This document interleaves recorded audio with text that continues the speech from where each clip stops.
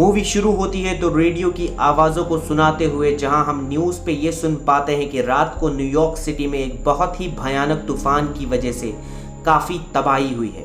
इसी बीच हम दो साइंटिस्ट को देखते हैं जिनका नाम होता है स्टीवन और माइकल, जो कि सी साइट विजिट करने के लिए जाते हैं क्योंकि वहाँ पर कुछ अनयूजुअल नोटिस किया गया है।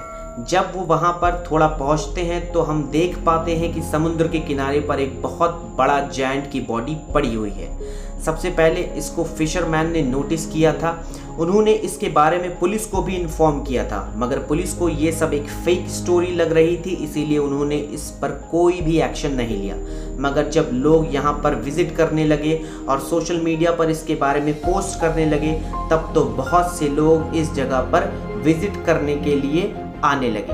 अब ये तो साइंटिस्ट भी इसी जायंट को देखने यहाँ पर आए थे। स्टीवन अब वहाँ पर पहुँचा तो वो देखता है कि उस जायंट को देखने के लिए बहुत सारे लोग वहाँ पर आए हैं, मगर कोई भी उसके पास नहीं जा रहा था क्योंकि सब ही उससे डर रहे थे। स्टीवन उस जायंट के करीब जाता है और उस जायंट को एग्जामिन करने लगता है। स्टीवन कहता है कि इस जायंट की एज का पता करना बहुत ही मुश्किल काम है, मगर इस जायंट को देखकर लगता है कि ये एक यंग जायंट था। तब स्टीवन उसे एब्जॉर्ब करने लगता है।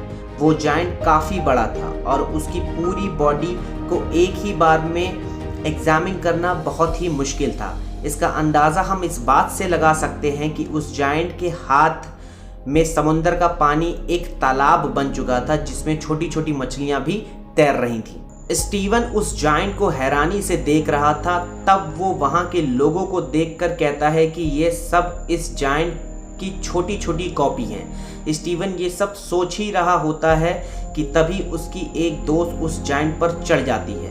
तभी वो जंप करके सबको बताती है कि इससे डरने की ज़रूरत नहीं है, ये तो एक डेड बॉडी है। इस पर सभी लोग इसे फॉलो करते हुए उस जायंट पर चढ़ने लगते हैं। वहाँ उसके साथ पिक्चर बनाते हैं और काफ़ी खुश होते हैं, मगर स्टीवन ना तो उस पर चढ़ रहा था और ना ही उसे टच कर रहा था। दूसरी तरफ स्टीवन की कोलीग उस जायंट के बारे में नोटिस बना रहे थे।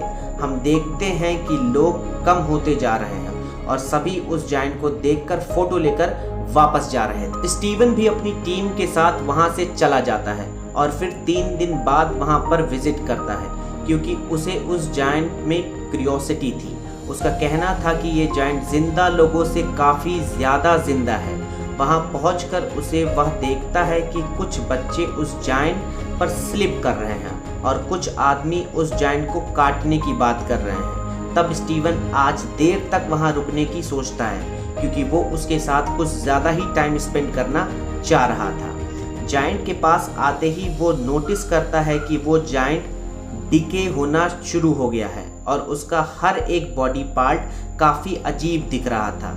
यहाँ पर स्टीवन उस जायंट के कान पर उस लड़की को भी नोटिस करता है जो कि जायंट के कान को एक चेयर की तरह यूज़ कर रही है। स्टीवन नोटिस करता है कि वक्त गुजरने के साथ साथ उस जायंट की यूथ भी कम होती जा रही है क्योंकि वो डिके हो रहा है। उसके टिश्यू डिके होना की वजह से उसकी बॉडी भी ख़राब हो रही थी। स्टीवन यहाँ पर जॉइंट के फेस पर एक इंसेक्ट को नोटिस कर रहा था जो कि उसके मुंह की तरफ जाने वाला था।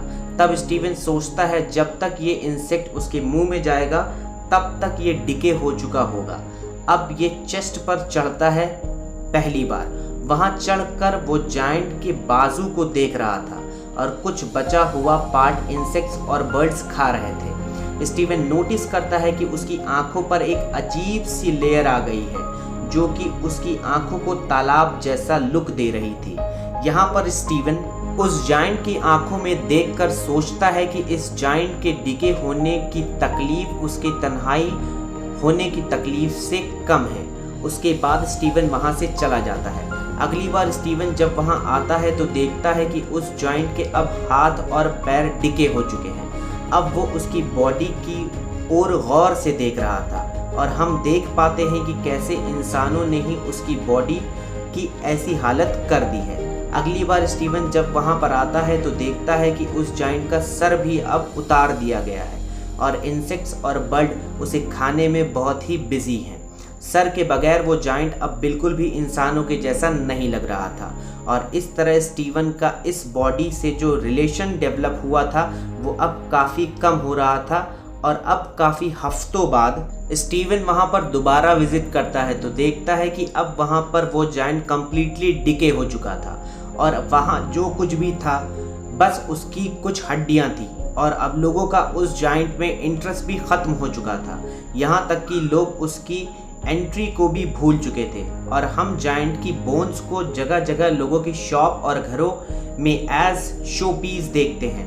एक दिन स्टीवन जब साइकिलिंग कर रहा होता है तो वो जायंट के स्कल को एक ग्राउंड में नोटिस करता है तो स्टीवन उस जायंट की काफ़ी बोन्स को ढूंढने लगता है।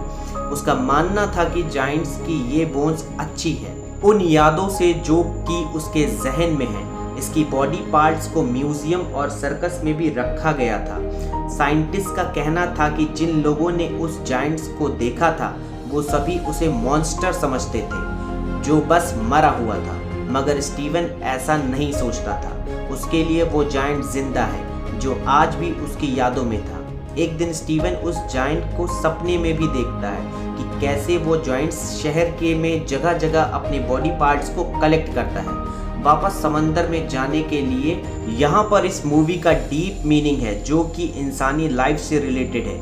जैसे इंसान जब दुनिया में आता है तो अपने एबिलिटीज़, अपने लुक्स, अपने पर्सनालिटी से लोगों को अट्रैक्ट करता है, लोगों से कनेक्शन बनाता है और दूसरों के लिए जीता है, बिल्कुल इस जायंट की तरह। जैसे वो किनारे पर आया था तो सभी लोग उसकी तरफ अट्रैक्ट हुए, लेकिन जैसे ही टाइम गुजरता गया लोगों की एग्जिस्टेंस को ही भूल गए, बिल्कुल इंसानों की तरह। जब कोई इंसान मरता है लोग उसके जाने पर रोते हैं, गम मनाते हैं, मगर फिर बहुत जल्द ही उसे भूल भी जाते हैं और अपनी लाइफ में बिजी हो जाते हैं। किसी को याद भी नहीं रहता कि ऐसा कोई इंसान भी था। सो दोस्तों, ये था summary the great giant movie की। अगर आपको मूवी अच्छी लगी हो तो जल्दी से हमारे चैनल को सब्सक्राइब करें, वीडियो को लाइक करें, शेयर करें, कमेंट करें और ऐसे अमेजिंग मूवीज़ के लिए हमारे चैनल को सब्सक्राइब करें, हमारे चैनल पर विजिट करें। Thank you so much.